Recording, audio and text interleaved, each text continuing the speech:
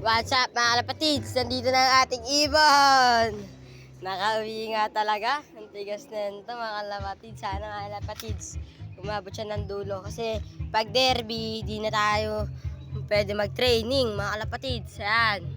Dumating din ang ating kalapate si Puti. Kanina pa nakarating mga alas 2, mag-aalas 3. Ngayon 5:29 na, magpa 5:30 na mga kalapatids. Ngayon lang natin siya dahil busy tayo, marami tayong ginawa. Kanina pa nandito, pinaronda na natin yan lahat. Ayan ayan mga kalapatids siya yan mga kalapatids, Puti. Yan yung sisi niya namimitik pa kupal ayan namimitik pa, huwag ka mamitik dol, tropa tayo, huwag ka manuka.